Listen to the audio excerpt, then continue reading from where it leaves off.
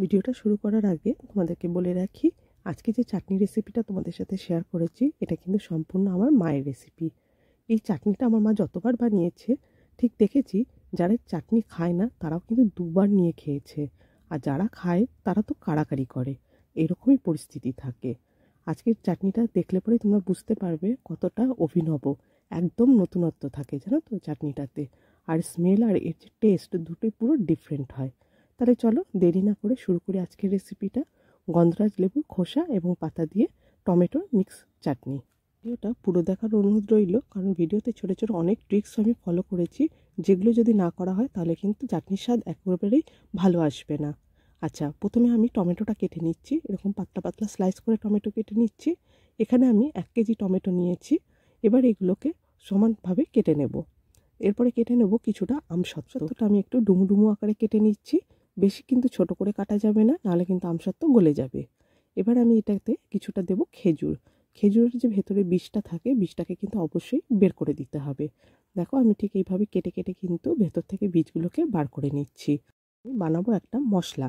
তাতে দিচ্ছি 1 চামচ জিরে গুঁড়ো, 1 চামচ ধনে গুঁড়ো, কিছুটা হলুদ গুঁড়ো, কিছুটা লঙ্কার গুঁড়ো। এতে কিন্তু খুব বেশি ঝাল হবে না, একদম অল্প লঙ্কাই দিতে হবে।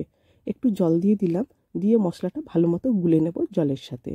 এবার আমি একটা কাগজি লেবু নিয়ে নিয়েছি। উপরে যে জেসটা রয়েছে মানে খোসাটা রয়েছে, ওটা একটা ঘষণি দিয়ে ঘষে ঘষে ঠিক এরকম করে বার করে নিয়েছি। দেখো জিনিসটা ঠিক এরকম হবে দেখতে। মোটামুটি এখানে আমি 2 স্পুনের মতো নিয়েছি। এবার আমি কিছুটা লেবু পাতা নিয়ে নিয়েছি। এবার কড়াইটা গরম করতে বসিয়ে দিয়েছি। তাতে দিয়ে দিচ্ছি 1 চামচের মতো 5 ফোড়ন আর একটা শুকনো লঙ্কা ফোড়নে। তবে কিন্তু খুব লাল লাল করে ভাজা যাবে না। মোটামুটি সুন্দর একটা গন্ধ বেরোলে কিন্তু ওই যে মশলাটা যেটা আমি জল দিয়ে গুলে রেখেছিলাম সেটা আমি দিয়ে দেব।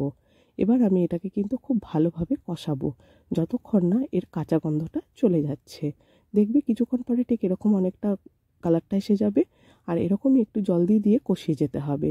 বেশ কষানোর পরে দেখবে কাঁচা গন্ধ আর নেই একদম। এতে এবার দিয়ে দিতে হবে 1 চামচ লেমন জেস্ট। এই 1 চামচ লেমন জেস্টটা দিয়ে আবার কিছুক্ষণ একটু কষিয়ে নেব। বেশ সুন্দর একটা গন্ধ লেমন জেস্টের সাথে মশলা মিশে গেলে পরে দিয়ে দেবো কেটে রাখা টমেটোগুলোকে। আর দিয়ে দেবো এতে যেগুলো আমি কেটে রেখেছিলাম আমসত্ত্ব, খেজুর আর তোমার কাজু কিশমিশ যেগুলো আছে সেগুলো সমস্ত কিছু এখনই আমি দিয়ে দেবো। এর মধ্যে আমি খুব ভালোভাবে মিশিয়ে নেব মশলাটার সাথে, সমস্ত এই কাটা সবজিগুলোর সাথে। আর কিছুটা দিয়ে দেবো নুন, এটা কিন্তু স্বাদ মতো, ঠিক আছে। কিছুটা দিয়ে দেবো চিনি, চিনিটাও বলছি না, চিনিটাও কিন্তু স্বাদ মতোই দিতে হবে। কিছুটা এবার দিয়ে দেবো লেমন জেস্ট। আর যে আমি লেবু পাতা নিয়েছিলাম সেই লেবু পাতা দুটো আমি ছিঁড়ে দিয়ে দিয়েছি। তোমরা পারলে গোটাও দিতে পারো।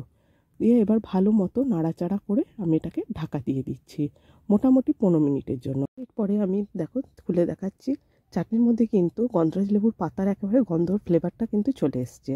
এবার আমি খোসাগুলোকে বের করে দিচ্ছি, নাহলে কিন্তু তেতো হয়ে যাওয়ার সম্ভাবনা থাকবে। পাতাটা ফেলে দেওয়ার পরে একটু মুখে দিয়ে দেখছি যে নুন মিষ্টিটা ঠিক আছে কিনা। বাট আমার মনে হলো যেন একটুখানি মিষ্টিটা কম আছে, তাই আমি আবার একটু চিনি দিয়ে দিচ্ছি।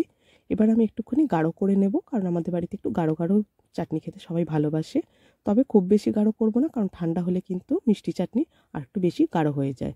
তোমরাও এই শীতের মধ্যে বানিয়ে ফেলো এই ধরনের পাঁচমিশালি চাটনি গন্ধরাজ লেবুর খোসার পাতা দিয়ে।